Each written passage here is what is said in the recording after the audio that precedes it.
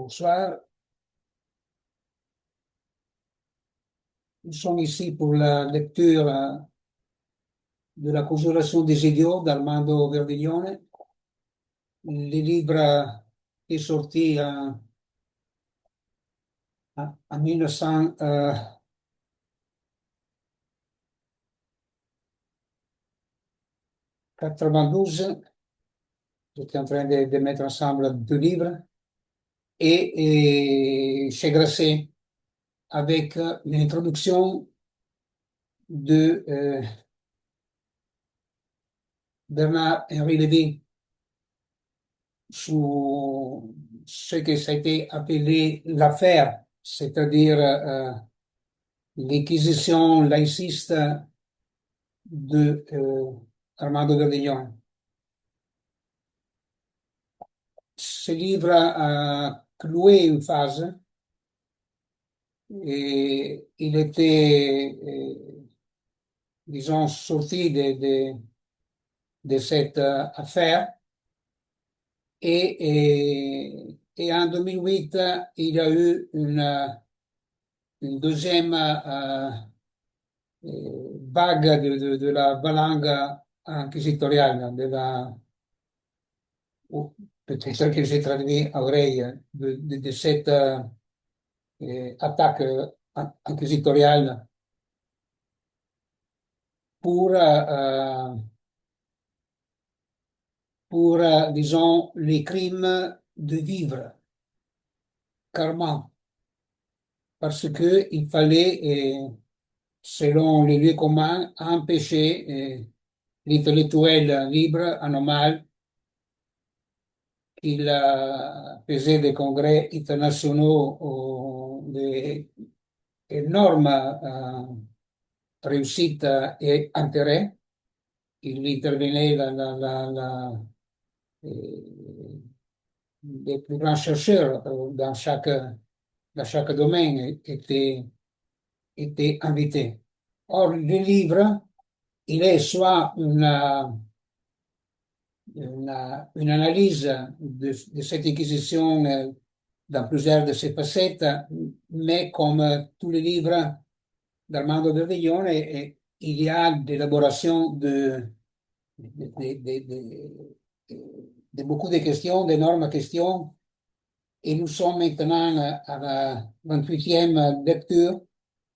On n'a pas vraiment un rendez-vous précis, c'est selon les exigences des temps duquel nous disposons parfois. Et donc, nous sommes à page 102 et c'est le chapitre qui a pour titre L'hôte, la politique pavese.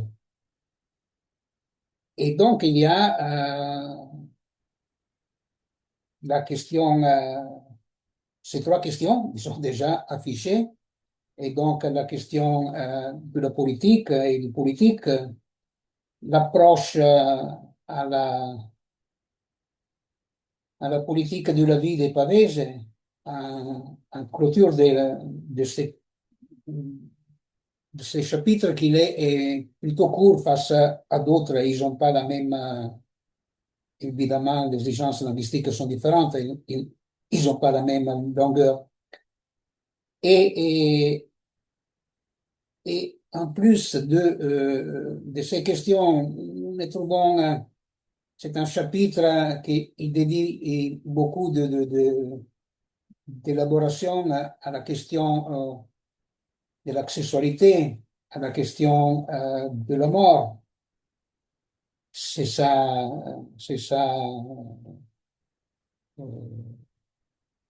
où va s'exprimer Pavese. Or,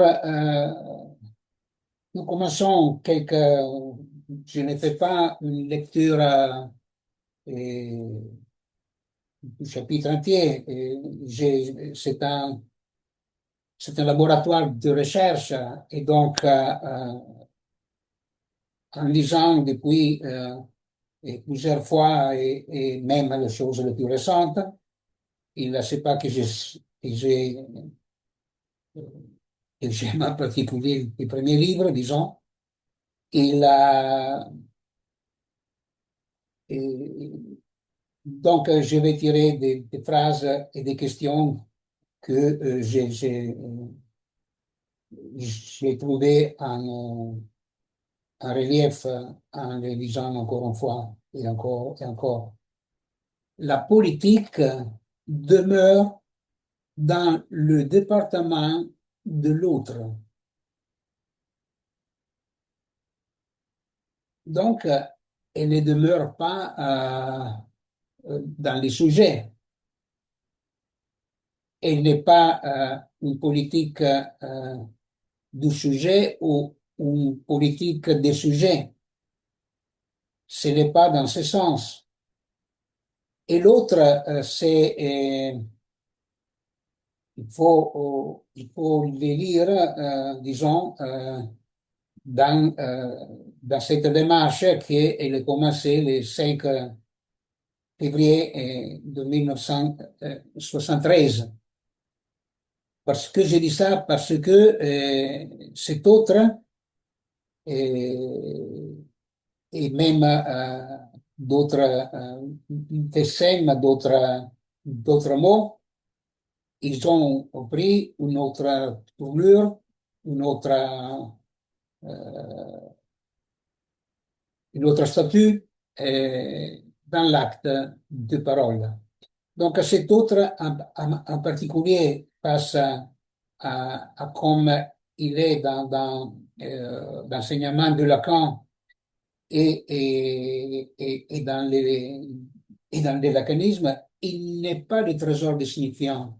Il n'est pas un lieu. Il n'est pas le lieu des signifiants. Il est plutôt l'autre temps. Donc la politique qui demeure dans le département de l'autre, c'est la politique du temps. Encore, ce n'est pas la politique euh,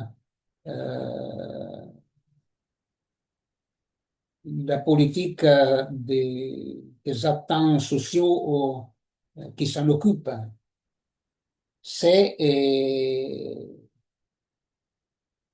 la politique pragmatique, la politique du temps. Et en ce sens, c'est la politique de l'autre. Et c'est alors l'autre temps. Et il est aussi en particulier quelque chose qu'il a ce côté dans l'adjacence. C'est ce qui fait qu'il n'y a pas de sous-jacence. Il n'y a pas de hypokeimenon, il n'y a pas de hypostase. C'est-à-dire, il n'y a pas les doubles niveaux, les niveaux profonds et les niveaux de surface. C'est-à-dire donc aussi que cette élaboration et planifie la croyance dans ce qu'on appelle l'épistémologie et ce qu'on appelle, je viens de le dire, l'hypostase, mais c'est la même question de la substance, toujours quelque chose qui est pensé comme sous-jacent. Et donc aussi, c'est une énormité qu'il est effleuré dans la troisième de Lacan où il parle de l'âme, où il s'aperçoit que l'âme, c'est un fantasme.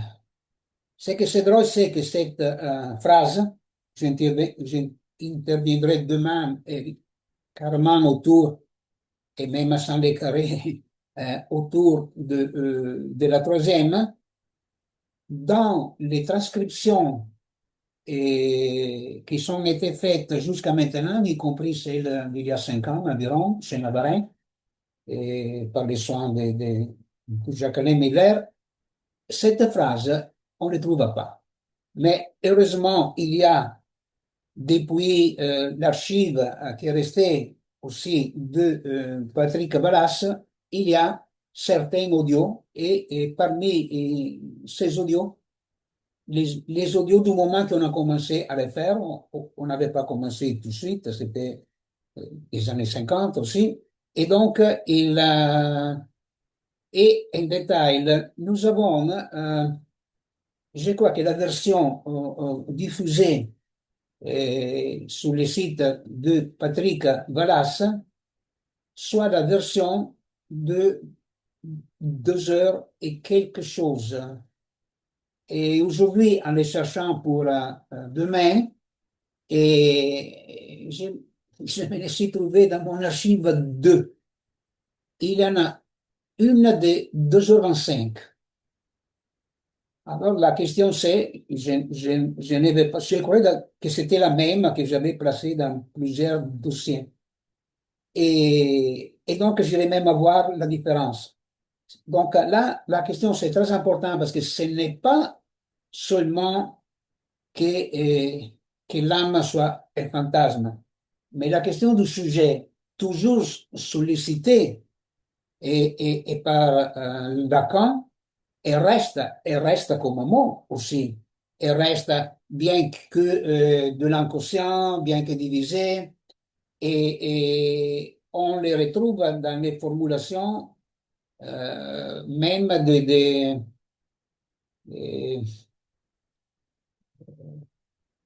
des aphorismes les plus connus et les plus diffusés, en particulier un qui est, je trouve jamais des travaux de lecture autour de ça, c'est toujours pris tel quel et employé comme un utensile, mais il faut lire aussi la structure linguistique de chaque énoncé, même les énoncés de Lacan. Alors cela c'est un signifiant représente un sujet pour un autre signifiant. Si ce sujet, on arrive à entendre que c'est presque le substitut du mot âme qu'il arrive, comme le mot Dasein pour Heidegger est un tentatif de s'en sortir des problèmes qui lui posaient les sujets, mais les sujets, bon, on va dire les sujets en Descartes, mais qui dit ça, qu'il n'y a pas de sujet dans Descartes, c'est le cogito que c'est en question. Mais cogito, comme étymon, il n'a presque rien à voir avec subjectum, j'étais au sol, j'étais en bas, sous-jacent exactement. Et donc, qu'est-ce qui devient le signifiant si le sujet est une fantasmagorie, est un fantasme, est une idée, et- est une idée de l'avenir. On prend l'interlocuteur, on prend les dispositifs de la parole avec une idée. Alors on pense qu'il est sujet. L'idée de l'avenir forge l'archaïsme, forge le fait. À la place de l'acte, nous avons le fait. Et, et s'ensuit toutes les croyances, non seulement des doctrines politiques, des doctrines agnostiques, des doctrines alors religieuses, militaires et du management, qui aujourd'hui a soudé en soi ce qui a été au commencement l'administration, la gestion, la bureaucratie, terme français, c'est un mot bien français, et donc aujourd'hui c'est ce que Parzator et Pierre Legendre a appelé l'empire du management. Donc, ici, il y a dans la narration même, c'est ce résultat, c'est acquis, et c'est que au commencement, il appelait logique de la nomination, était en train de voyager beaucoup, disons, l'orientation lacanienne avec la logique du signifiant. Et il avait commencé par élaborer ces questions autour de la logique de la nomination. Eh bien, c'est la nomination même. Alors, dans la nomination, le sujet, il rentre dans un théorème, c'est-à-dire la nomination des sujets n'existe pas. Il n'y a pas de sujet parce que la nomination émerge dans l'acte des paroles et c'est-à-dire pour chacun ça. Nous, nous lisons les énoncés. Nous, bien qu'ils soient hyperdiffusés, nous ne faisons pas la critique d'eux. Et en particulier, je suis ici comme témoin de ce parcours, je me trouve comme lecteur depuis presque 50 ans, 47 ans, 48 ans. Il a, il a jamais, il a jamais fait une critique qui ce soit, Armando Del Viglione, dans, dans ses livres, mais même dans les congrès, dans l'édition, dans toutes les revues et les choses que nous avons fait. Ce n'est pas ça la question. Pourquoi?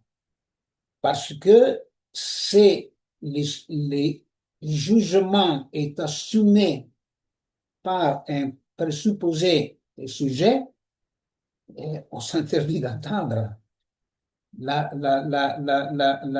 Ça nous échappe le chiffre de la parole et nous restons comme on trouve même dans Lacan, mais ce n'est pas que Lacan, on les trouve dans toute la philosophie, dans l'économie politique, la philosophie politique, dans les religions et tout, nous, on trouve que la vérité est à déchiffrer. Il n'y a pas de chiffre comme effet, mais elle serait donnée au commencement, après comme l'écriture pour Derrida, l'originaire, on l'a perdu, on ne sait pas où il est allé, et il faut vivre avec les suppléments. Non, ça on s'est mis comme sujet de la langue.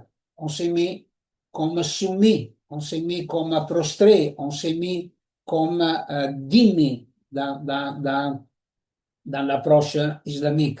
C'est-à-dire, si nous nous mettons à, euh, à servir, si nous assumons euh, ce que a introduit Aristote comme système, c'est-à-dire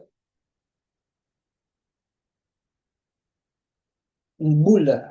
Enfin, ça devient le monde après, que c'est un mot identifié comme d'origine étrusque, hein, c'est pas du latin. Le monde, c'est cette cavité idéale fermée, close. Et donc, cette sphère, disons, non, d'où l'intérêt de Lacan pour la sphère, parce qu'il a essayé plusieurs pistes pour s'en sortir. Et ils sont pistes géométriques. C'est ça qui a laissé dans les domaines topologiques la question à lire. Mais je donnerai d'autres éléments précisément qu'il est carrément sous la question Lacan pour moi. Or, ici, par exemple, il y a déjà les mots dispositifs, et ces dispositifs, c'est arbitraire. Alors, la politique du faire, politique poétique, politique pragmatique, politique, sociétaire, voici, elle tient au dispositif arbitraire. Politique sexuelle. Il précise ici, c'est en français, et donc et plusieurs éléments de la pensée, de l'idéologie même, des mentalités, ils sont en élaboration. Et il écrit sans anthologie, sans florilège,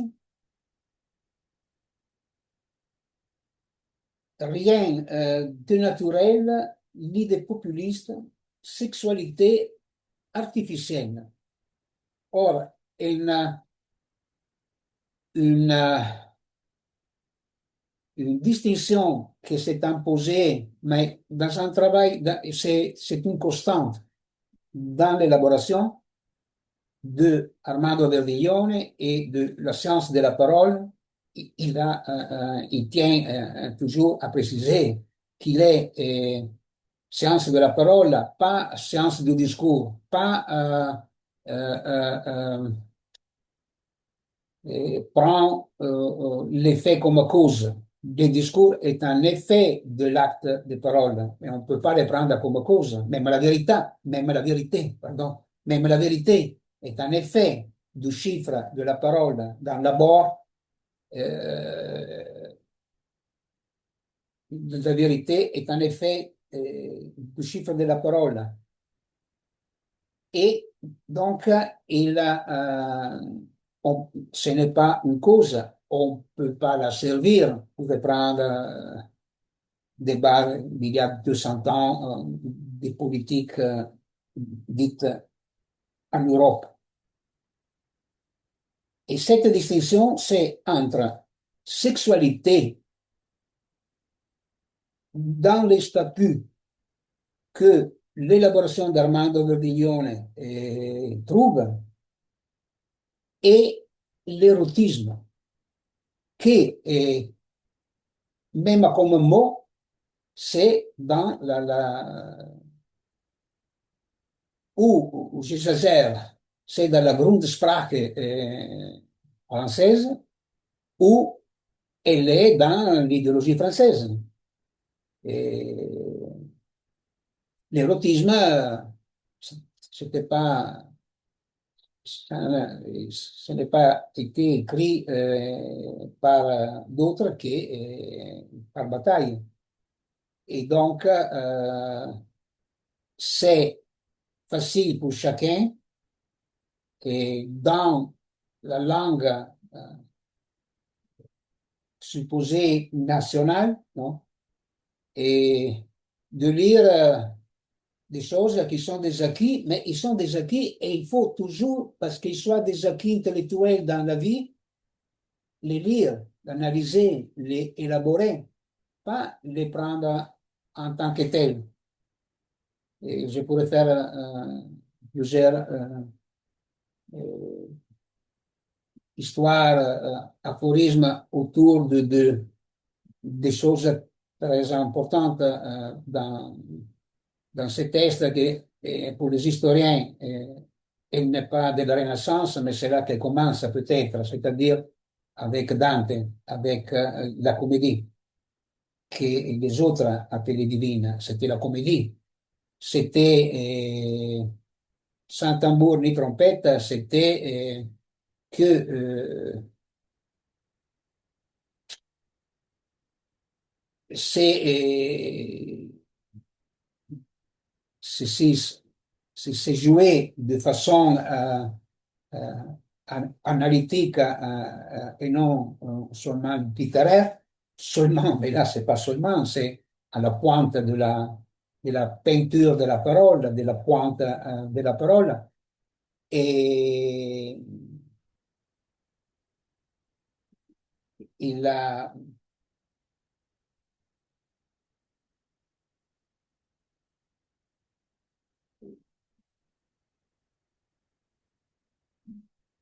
c'est-à-dire, Bon, nous, les innocents, comme ça, il n'y a plus de tragédie.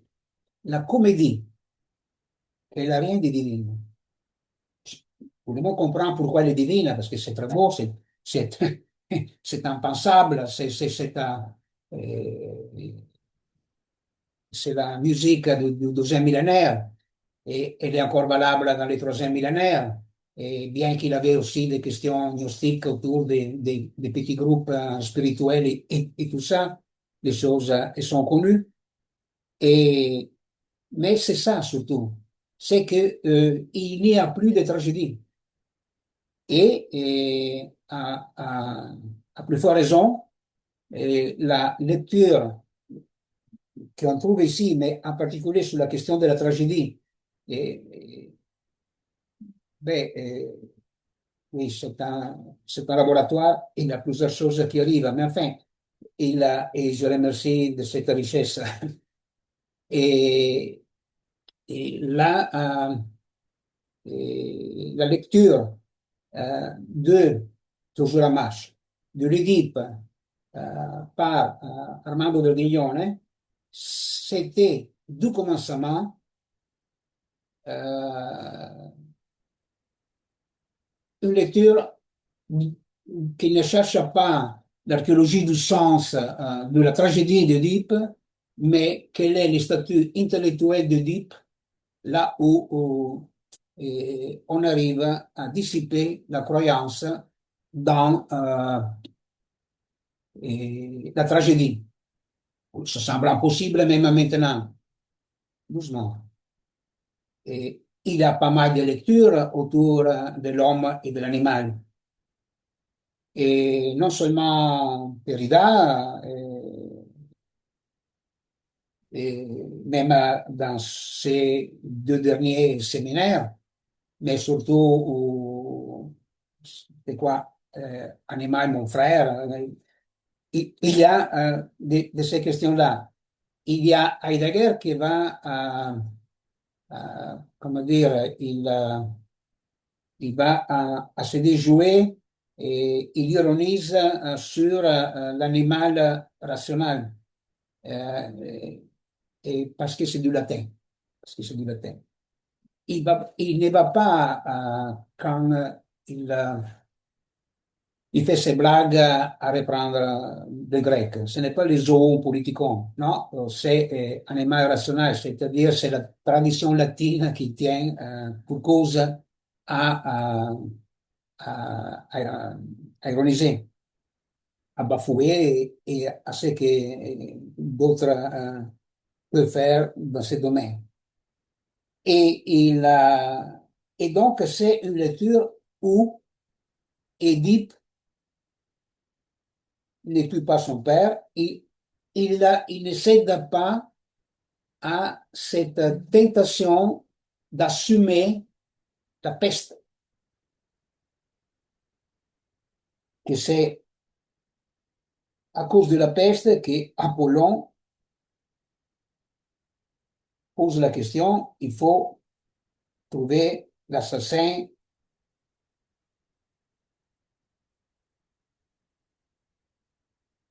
qui, dans la tragédie, on va se l'attribuer, il va se l'attribuer. Pourquoi l'animal? Pour l'étymologie des tragédies, tragos est le bouc, la chèvre. Et donc, c'est l'homme animal. Si l'homme, si la question homme n'est pas la question animale introduite par Aristote dans ces deux et demi millénaires presque, euh, il n'y a pas d'autre trace de ces façons-là. On peut le retrouver même dans les autres mythologies.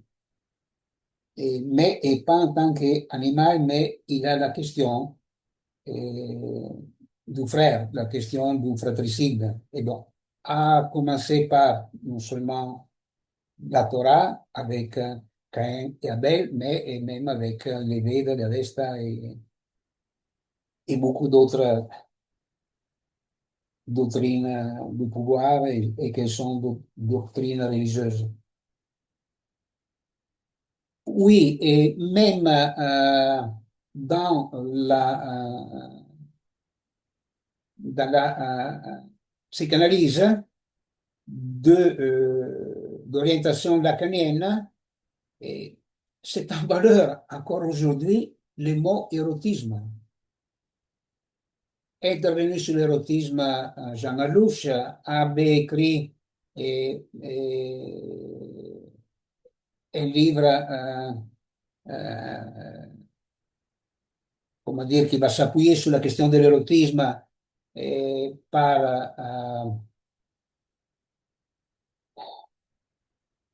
alors, avec toutes les citations, par Éric Porge, que j'ai eu le plaisir et l'honneur de traduire un livre en italien. Mais c'est, euh, ça semble dans la mal à beau mot d'utiliser. Et par exemple, dans cet esprit, même en Italie, je crois qu'il y en a beaucoup, c'est plus simple publier, parce qu'on pense qu'on vend aussi, mais enfin, c'est plus simple publier un livre qui pour titre a l'archéologie du sens plutôt que la psychanalyse du sens. Archéologie, ça fait, chez Foucault, ça fait que on ne lit pas quel est le statut de l'archéologie, d'où vient ces logos, d'où viennent ces principes, d'où vient cet arché, d'où vient, enfin, c'est quelque chose toujours autour de la linguistique, mais si c'est un effet dans l'acte des paroles que va à se dissiper non la maladie mentale, mais va à se dissiper la croyance dans la maladie, que c'est toujours la maladie de l'autre. Il y a plein de choses qu'on va attribuer à cet autre, dans les biens et dans les mal. L'autre, ôté de sa fonction temporelle, ôté de sa non euh, c'est question de langue pour moi, pardon, entre les langues, de localisation, d'impossible localisation de la langue. Il n'est pas fixe l'autre. Si l'autre, on croit que c'est un point fixe, c'est quelque chose de fixe, il va se partager en deux. Et donc, on a, encore une fois, toutes les séries de dichotomies, et nous avons l'idole et le spectre. Nous avons, disons, l'idole de l'amour et le spectre de la haine. Et nous avons pas de public. Il est soumis à les conflits entre ces deux forces et on les trouve dans toutes les guerres de la planète. Hein. Cette démarche-là, c'est pas dans la diplomatie qui procède du un, il y a de l'un qui procède de l'un, mais qui procède du deux. Et aussi les deux, c'est une introduction, les deux comme ouverture et pas comme la sommation de deux unités.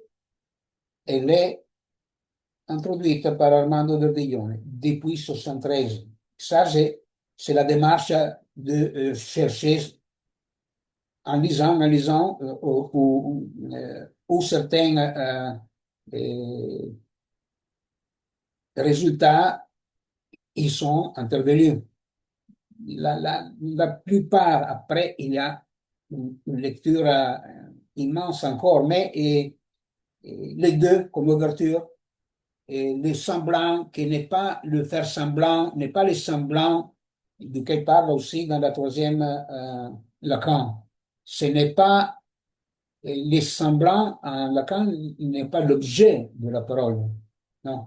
L'objet en Lacan est géométrique et Petita est les lettres de l'algèbre et de la géométrie. Et, enfin, et ce sont, ils sont enseignés à l'université, non, l'algèbre géométrique et la géométrie algébraire. Ça va à poser deux questions différentes quand même que on trouve,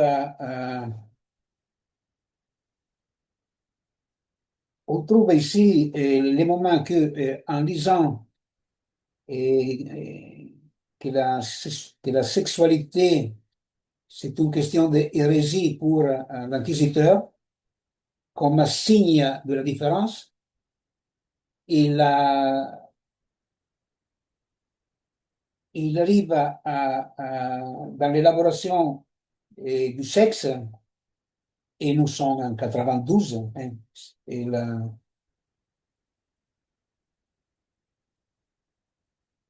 autour de certaines,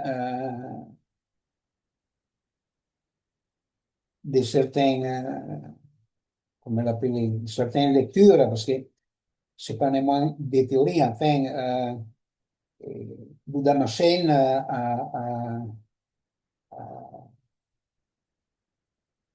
à Simon André Tissot avec sa Moral Majority, c'est-à-dire quelque chose où le sexe est à tout prix. Et donc, c'est le sexe, ça c'est la formulation dans l'analyse, hein, c'est pas ici quelque chose autour du statut du sexe, mais comme dans ce discours intervient le mot sexe, et il intervient comme le sexe sous peine. Or, le pénal et les pénitentiaires, c'est le même système, c'est le même système avec d'autres dichotomies lancées par Aristote. Je peux dire, en lisant, en me confrontant comme constante avec l'élaboration d'Armando de Vignone, chose que j'ai fait avec Lacan aussi, avec Freud aussi, et beaucoup d'autres auteurs. Il a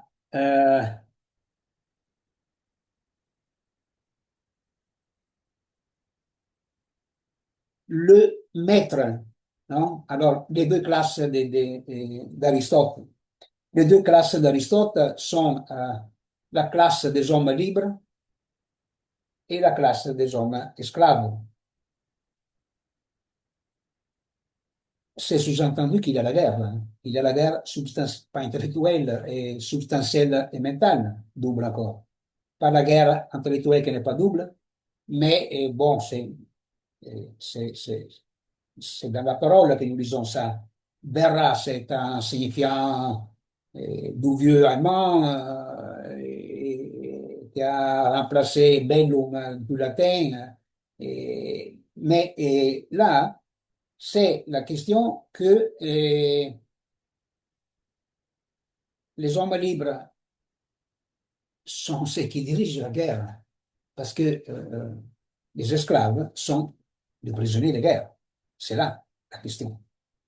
Et donc, ce sont des doctrines du destin assigné, c'est-à-dire ils sont nés pour être esclaves, ils sont nés pour être maîtres. Chacun essaie je sais pas les mots, de débiter comme dans les vendeurs de push, les vendeurs de drogue, de vendre comme marchandise ces théories. Mais donc, il est où cet érotisme bon et méchant, ce sexe sous peine, ce sexe pénal et pénitentiaire? Et le pénal, disons, est le dicté. Le pénitentiaire, c'est l'exécution du dicté. Ce qu'en Freud est la reproduction économique de l'archaïsme. Et donc, il on commence à d'élaborer et à poursuivre dans l'élaboration de ces questions.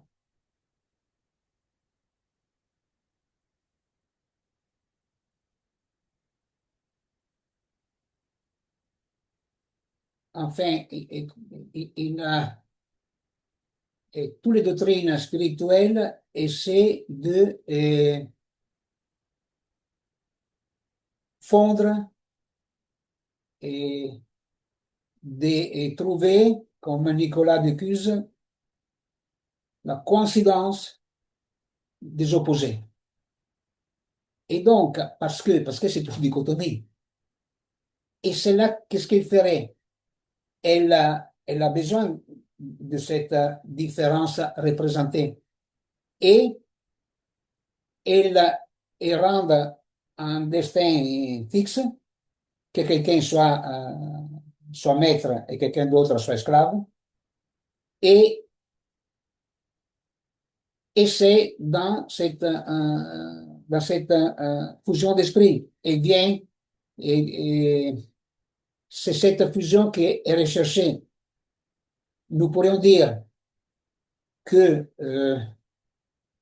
ce qu'on appelle en Occident, encore en Orient, c'est déjà utilisé comme une couverture presque, mais enfin, ce qu'on appelle la démocratie, c'est spirituel, parce que c'est eh, un jeu de représentants. Il y a la représentance. Chacun est déchargé et de, de faire de la décision. Il est dans la délégation. Il va à déléguer quelqu'un d'autre pour le faire. La bataille est entre qui fait et qui ne fait rien, et ça donne que la guerre ne finit jamais. Et la vie, c'est pas ça, hein. Mais où va la vie? La vie émerge. La vie, c'est facile dire la vie et la parole. Chacun entend ce qu'il veut avec. Mais la vie et la parole, et dans l'acte des paroles que les choses se vont à jouer, mais ce n'est pas un acte social, ce n'est pas un acte qui respecte les doctrines du pouvoir. Aucune doctrine du pouvoir admet la parole comme originaire. Elle admet seulement les discours, en particulier les siennes, les discours de l'unique, les discours du tyran. Édipe, nous traduisons comme roi, mais Édipe,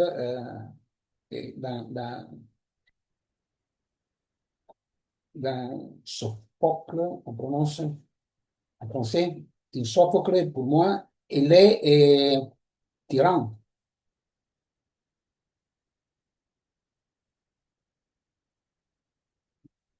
Seulement pour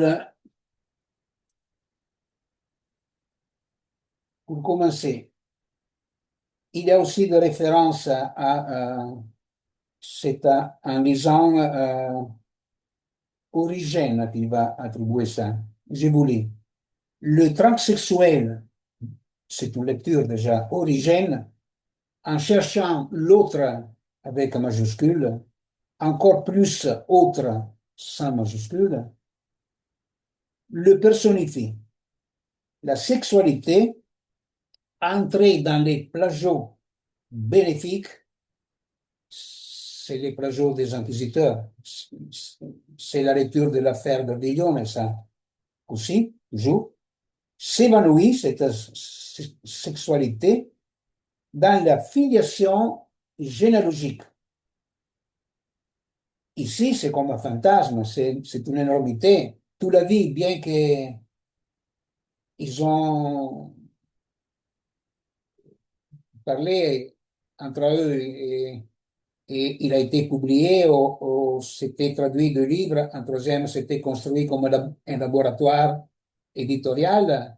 Et c'est resté la grande chose, disons, de Pierre Legendre, la filiation généalogique.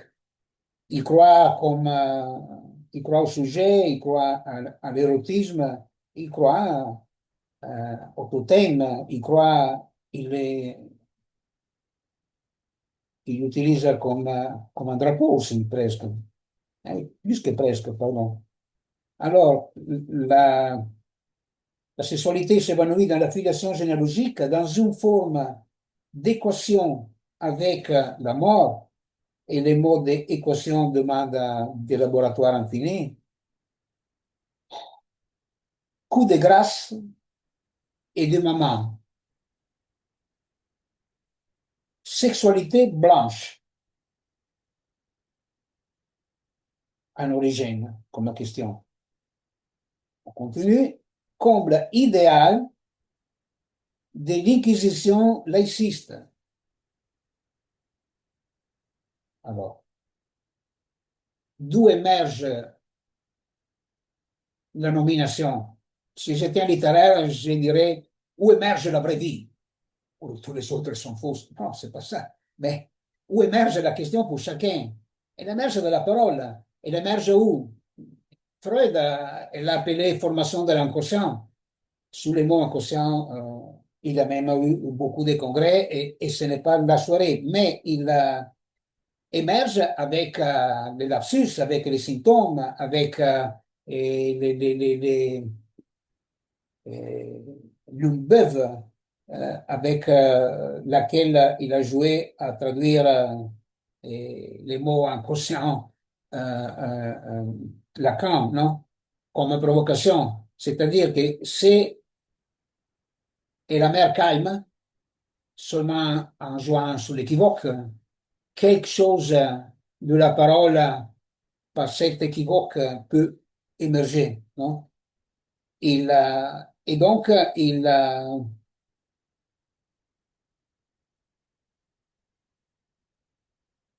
la sexualité pour l'Inquisition, elle doit être blanche. Et, et pour Freud, le symptôme est une activité, une satisfaction sexuelle. Enfin, ça pose la question, mais ça, c'est le temps, le sexe, la coupe, ce n'est pas un attribut de l'homme, disons. Et donc, c'est cette émergence de, de quelque chose qui dans la parole s'articule, parce que la parole est comme la linguistique, comme la matière, comme la semblance, comme les questions, elle est nomade, elle est en mouvement, elle est dans l'onde, elle est dans les vents, elle est dans la respiration, elle est dans l'air. Comme l'idéal de l'inquisition laïciste, c'est-à-dire il faut lever les symptômes, il faut lever l'activité, la jouissance, après il devient. Mais ce n'est pas la jouissance du sujet, pas seulement la jouissance de cette autre branche qui se sont développées dans cette lecture. Et c'est toujours une anthropologie de l'homme sexué. Et, alors, nous pouvons parler de jouissance phallique ou de jouissance de l'autre ou des suppléments de jouissance. Nous sommes en train d'articuler et de dissoudre le fantasme. Ce n'est pas que c'est quelqu'un là dans la valise, ou il a dans le corps, ou il a dans la scène, ou il a dans un trésor de signifiant, ou il a dans une théorie de l'inconscient plutôt d'une autre. Ce que en Freud est l'inconscient et la nomination. c'est que Lacan a poursuivi comme logique de Saint-Pierre. Mais à lire, ce n'est pas sans lire, ce n'est pas ceci c'est bon, c'est pas bon, je ne le lis pas. Nous, euh, dans notre formation, nous, on va à rencontrer l'objet transitionnel c'est pas, ah, l'objet, ce n'est pas transitionnel. Les derniers qui a dit ça, il n'a plus dit un mot après. Donc, ce n'est pas des procédés avec l'arbre de la connaissance du bien et du mal. Donc, ah, ça c'est du mal, hop, on tourne. Ah, ça, c'est pas ça. Donc, ce n'est pas et que nous ne sommes pas, ou nous critiquons l'inactisme, le cognitivisme, le comportementisme. Non, c'est qu'en les lisant, ah, on trouve que cette drôle de matière, qu'elle est fantasmatique. Ce que en Lacan, mais ce n'est pas que ça, c'est l'imaginaire. Ce n'est pas la semblance comme dimension dans la parole chez Verdillon.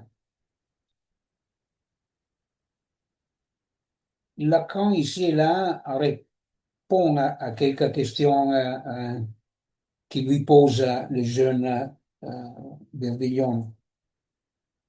Il a une première référence, il va à poser le chiffre dans un petit coin dans la troisième même.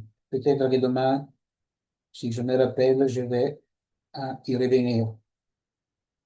Alors, voilà, nous avons cette formation que nous n'avons pas acquis dans les premières leçons de la façon d'enseigner et d'apprendre dans l'hébraïsme. Pourquoi j'ai dit ça? Parce que quelqu'un m'avait dit, et pas à tort, ça semblait une grande provocation, que un jeune étudiant comme ça, il, avec une lettre, il fait une littérature. Oui, c'est vrai. Avec la baie de Bereshit, il a des immenses littératures et même avec d'autres lettres. Et dans cette démarche qui est la mienne, sans qu'ils soient en possession, il y a deux, deux consonnes qui font ce jeu-là, pas une. Parce que ça me vient du grec, les questions. Par exemple, les P, L, plé, que nous avons un complot, nous avons un pléonasme, nous avons dans le plein, voilà, c'est la levure, disons, dans les Grecs, où il y a le pleu, ça, ça croît. Mais même à d'autres, il m'interroge les GN, mais qui, dans la lecture grecque, fait GN, non? Le gnose. En français, on prononce en respectant cette tournure grecque. En italien, elle est devenue doux, ou douce cette prononciation. C'est gnose. Mais gnose, gnosi, et, voilà, et devient gnou en français. Et si j'ai dit gnose, je continue à montrer ces drôles d'accent que seulement une fois il m'a sauvé parce que quelqu'un m'a dit que j'ai parlé le français avec l'accent de Mastroianni. Alors j'ai dit ça va, je peux continuer à parler avec cette difficulté quand même.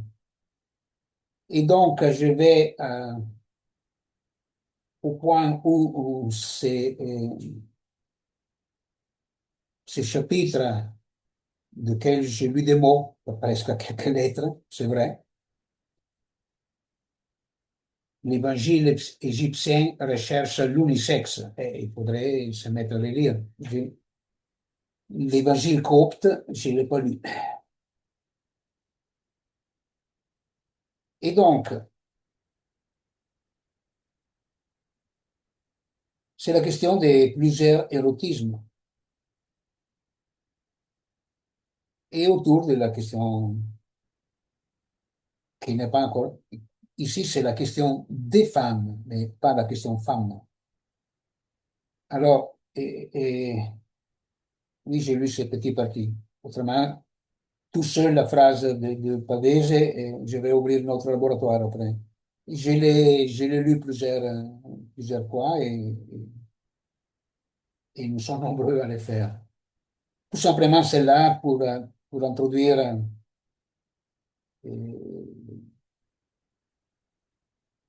cette archive, mais qui ici il, il est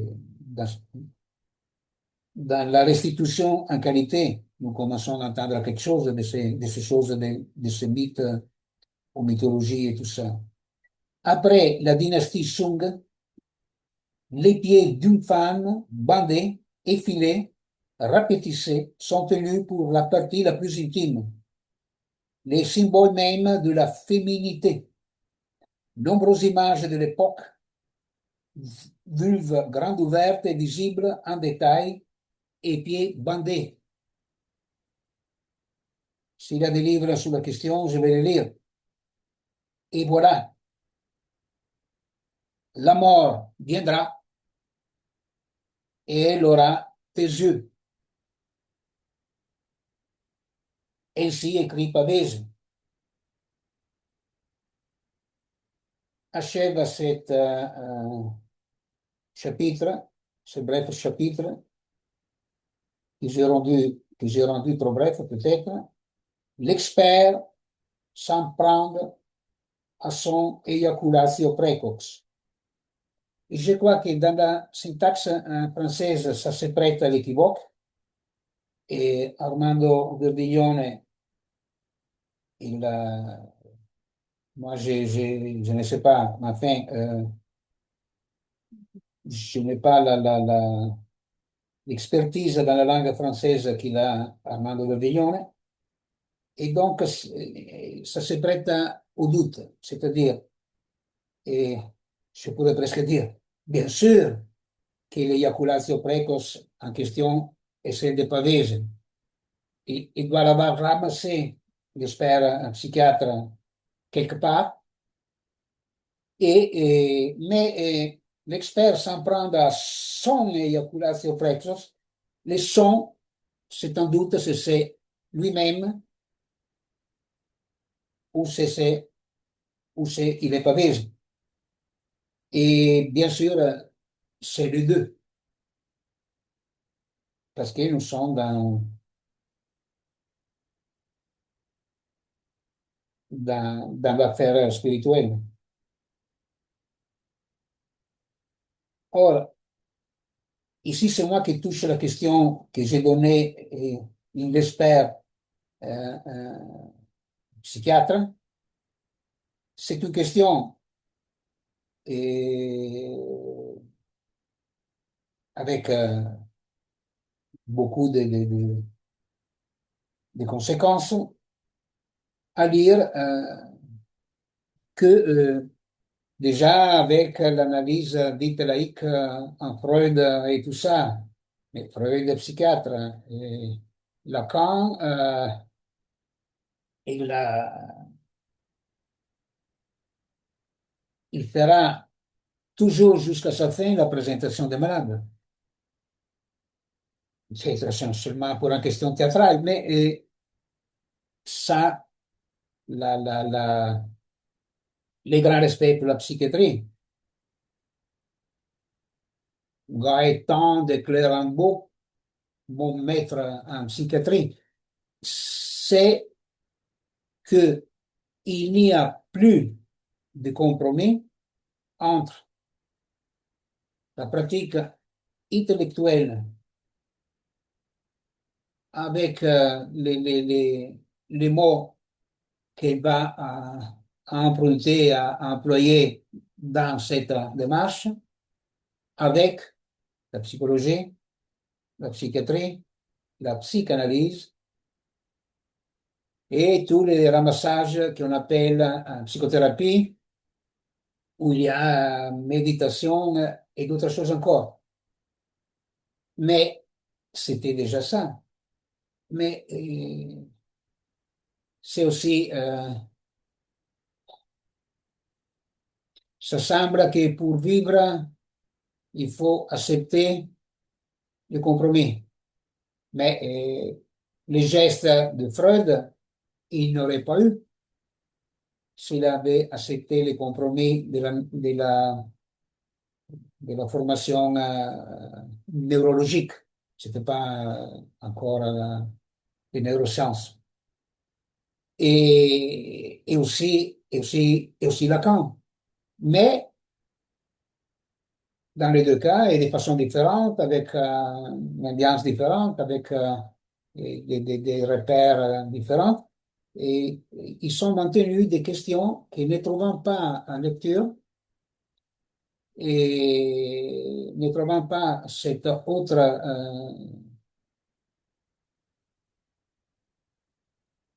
euh, nomadisme dans les galaxies linguistiques, dans les constellations et les galaxies linguistiques, et ça allait fermer les portes après. La question de la sexualité en Freud et, et l'italien, bien sûr, aussi dans Lacan. Mais dans cette lecture, chacun, chacun, il n'y a pas vraiment beaucoup de chercheurs autour de ça. Presque tout homme n'est pas des dispositifs comme dispositif d'interlocution. Il cherche le succès et donc il va à utiliser les petites phrases du maître pour vivre, pour survivre. Mais alors, c'est quel l'intérêt? Euh, Même aujourd'hui, il y a les fils, les neveux, les petits-neveux de Wilhelm Reich, par exemple. Leuven était ça. Et il y a les enfants et les enfants des enfants de Leuven. Tout c'est bien. Et nous avons, nous pourrions suivre la piste de Ferenczi, qui a donné Mélanie Klein, qui a donné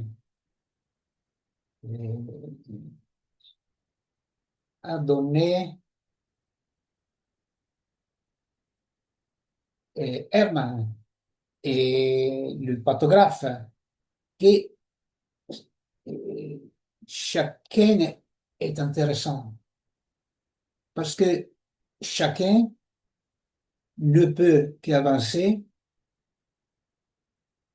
dans sa linguistique.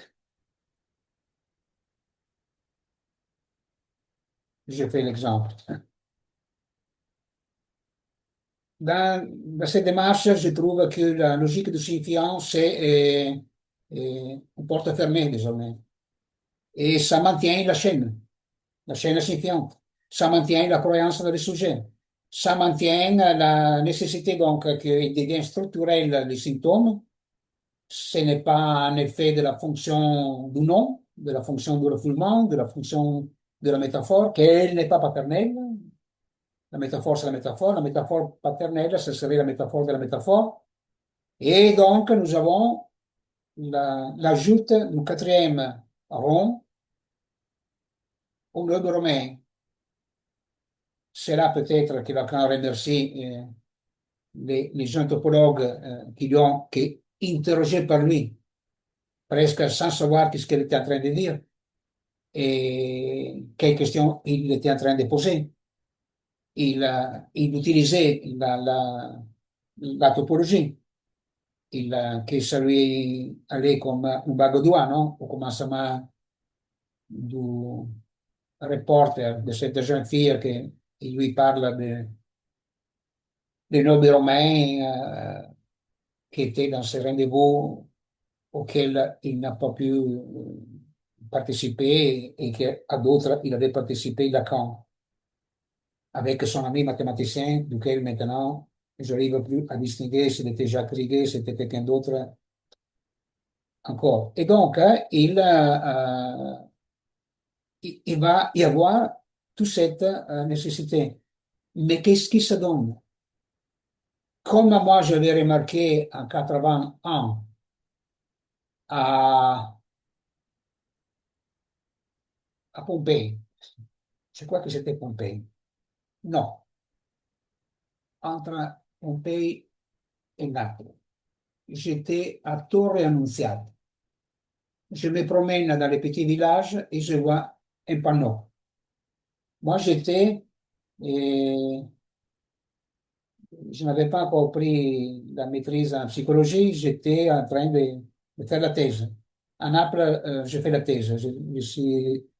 J'ai vécu une année et j'ai préparé ma thèse que j'ai soutenue à la fin de cette année, entre les deux. Et c'était écrit psychiatre, psychologue, psychanalyste, psychothérapeute. Or, encore aujourd'hui, il y a beaucoup, vraiment beaucoup, et même pour peur pour les attaques sociales qu'il y a, l'inquisition laïque, elle est toujours en marche et elle n'aime pas être analysée par, par ce cerveau parce qu'il a beaucoup de choses qui s'entendent quand même, bien que avec l'étiquette, avec les quatre rôles. Et, et donc, on l'affiche, et même parmi des grands témoins des élèves de Lacan qui aujourd'hui ils ont entre 80 et passent, c'est il y a psychiatre et psychanalyste. Mais surtout, bien qu'il avait la côté, disons, que, des, des normaliens, non? Les deux grands chapelles, l'autre, c'est le du genre. Ça ne va pas de soi. Ma, ma même, et je l'ai dit pour l'Italie, mais même écrire. Hein. Et pour pratiquer comme un psychanalyste en Italie, il faut être, même si ce n'était pas dans la loi, il faut être ou médecin ou psychologue. Bon, d'accord, je suis psychologue. Je n'ai jamais pratiqué comme psychologue, mais je le suis pour l'État italien. Non, docteur en psychologie. Merci. C'est bien pour garer la voiture à Rome. Avant docteur, en arrière docteur, c'est parfait. Or, l'inscription dans l'institut, disons, ça s'appelle Albo, c'est pas en français ce que ça donne, et dans l'institution dite, hein, c'est des psychologues, psychothérapeutes. Or, pour une simple question linguistique, moi, je ne peux pas pratiquer. Pourquoi? Disons, en m'appuyant sur quand je l'ai fait, je ne m'étais pas appuyé ça. C'était une bref tranche de ma vie il y a 40 ans et passe. 40 ans, oui, environ. Donc, pourquoi? Ben, parce que la psychothérapie a avalé, a dévoré en 1936 l'Institut psychanalytique de Berlin. Il a fait, 2 années après, c'est l'Anschluss, tout dehors les Juifs. Une partie, il est reçu aux États-Unis, l'autre partie, vous savez où sont tirés. Il a été géré trois messieurs. C'était pas que Göring, le deuxième était Jung, le troisième, ça ne reste pas comme nom. Tant pis pour lui, autant mieux pour lui, peut-être, qui n'était pas cité ce soir. Et c'est toujours un nom de famille. Et ils sont restés les seuls psychanalystes allemands qui étaient freudiens et réduits au silence et à la disparition comme des cas démographiques de psychanalystes. Vous connaissez quelques noms de ces psychanalystes allemands freudiens qui sont restés en Allemagne à vivre? Moi, je ne sais pas. Je ne suis pas en référence, mais je ne le sais pas. Et donc,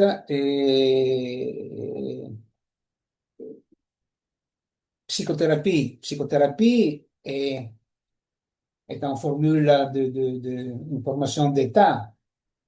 Et le député, ou il était un sénateur peut-être, je ne sais pas, qui a porté cette loi à être mise à fonctionner en Italie.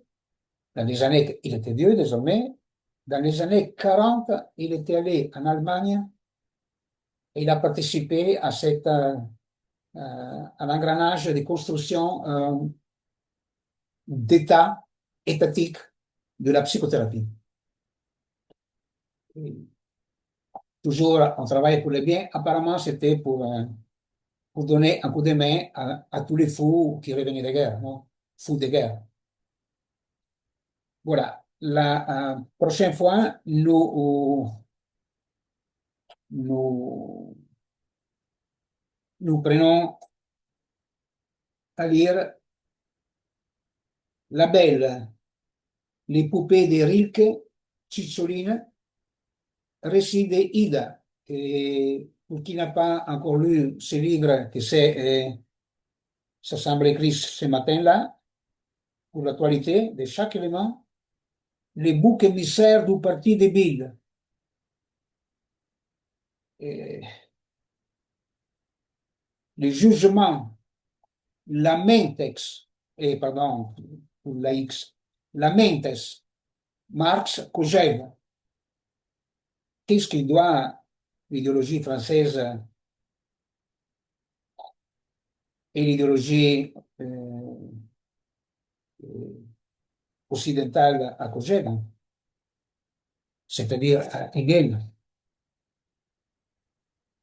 Il, disons que je suis en train de donner même, on peut poser des questions par la chat, elle est ouverte, j'avais laissé ouvert aux interventions.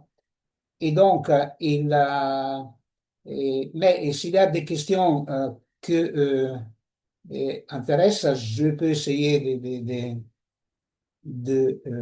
élaborer quelque chose.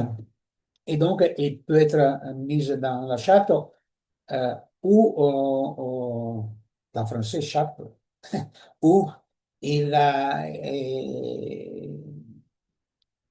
ça me semble que dans les dernières annonces sur Facebook, où je suis en train de promouvoir ces petites lectures, mais qui sont commencées il y a 2 ans, je suis en train de les reprendre. J'en avais fait 25 environ et presque 30 des textes en italien.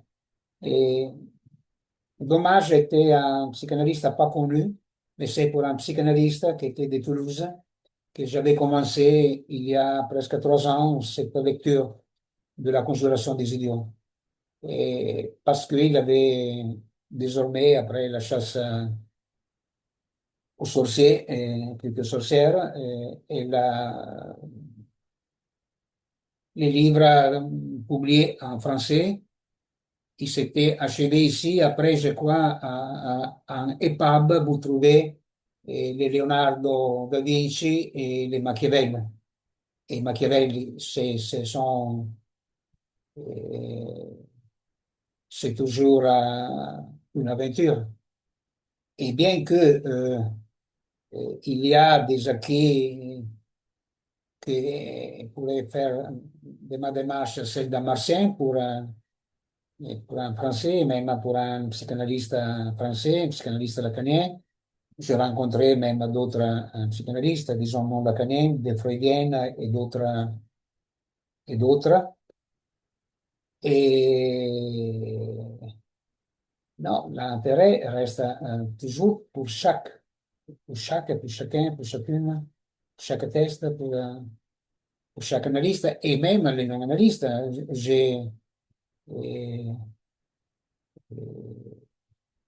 pour les topologues, maintenant est devenu une star, non? Depuis 20 ans que c'était commencé quelque chose. Et Grothendieck, seulement il y a quelques années, 2 années, ça me semble, 3 ans maximum, est sorti en 2 volumes, ses récoltes semailles par Gallimard. Avant, on avait que les textes pirates pour lesquels je remercie encore. Je crois que la source des 2 enregistrements de la troisième, ce n'est pas la même source, c'est-à-dire ils n'aimaient même pas tous les deux de Wallace. Euh, mais il a eu un bon moment que j'ai eu il y a 30 ans, oui. Il y a 30 ans au moins, oui. Il y a 30 ans, j'ai eu beaucoup d'enregistrements et surtout, j'avais déjà eu tous les écrits et tout. Avant, pour l'intérêt, bien qu'à Paris, je n'ai pas pratiqué comme analyste, il a, j'allais chez ces boutiques de photocopies, je sais pas comment on l'appelle, un magasin de photocopies, qui était tout près de l'habitation à l'époque de Jacques-Alain Miller et de sa femme Judith. Seulement pendant 2 années, elle se fait appeler Lacan, comme tout le monde dans le lacanisme sait. Et là, on trouvait un photocopie, il voulait imprimer sur le moment, et ça coûtait un petit peu. Et donc, tout doucement, j'avais commencé à acheter tous les séminaires. Et même les séminaires édités, que c'est une question à part, comme j'ai même dit autour de la troisième, que les transcriptions, elles ne sont pas à la lettre. Dans ces textes-là, il faudrait les faire à la lettre. Mais voilà. Mais ce n'est pas donné sans analyse. C'est-à-dire, si nous allons écrire texte établi par, peut-être qu'il y a, bien sûr, à Paris, à la Bibliothèque nationale, dans les universités, cette façon de faire lorsqu'on a retrouvé un texte ancien et c'était des philosophes de maintenant qui a trouvé des livres qui s'étaient donnés pour perdus d'Aristote et donc c'est texte établi par. Mais d'où vivant, c'était déjà texte établi. Et donc nous, on, nous ne faisons pas une critique à qui l'établit. Non, nous nous posons la question de, pour commencer, qu'est-ce que c'est un texte établi? Il y a des textes non établis. Il y a des textes instables. Qu'est-ce que c'est?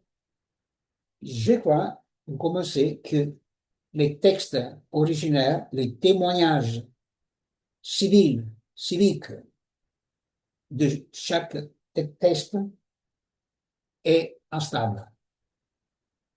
La stabilité, je la trouve à côté de la localisation. Merci. À la prochaine. Bonsoir.